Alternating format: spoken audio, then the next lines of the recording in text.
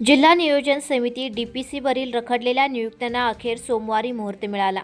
नियोजन विभागाने 15 सदस्यांच्या नियुक्तीची घोषणा केली असून यामध्ये भाजपला सर्वाधिक 7, शिवसेनेला 3, राष्ट्रवादी काँग्रेसला 2 तर रिपाई आठवले गट, जनसुराज्य पक्ष आणि रयत क्रांती संघटना या महायुतीतील घटक पक्षांना प्रत्येकी एक प्रतिनिधित्व देण्यात आले आहे। विधिमंडळ आणि संसद सदस्यांच्या कोट्यातून आमदार गोपीचंद पडळकर आणि खासदार धैर्यशील माने यांची जिल्हा नियोजन समितीवर नियुक्ती करण्यात आली आहे। भाजपकडून संग्रामसिंह देशमुख, दीपक शिंदे म्हैसाळकर, सम्राट महाडिक, जयश्रीताई पाटील, भारती दिगडे आणि वैभव पाटील यांची निवड झाली आहे। शिवसेनेकडून आनंदराव पवार आणि तानाजी पाटील तर अजित पवार गटाच्या राष्ट्रवादी काँग्रेसकडून निशिकांत मोसले पाटील आणि पद्माकर जगदळे यांना संधी देण्यात आली आहे।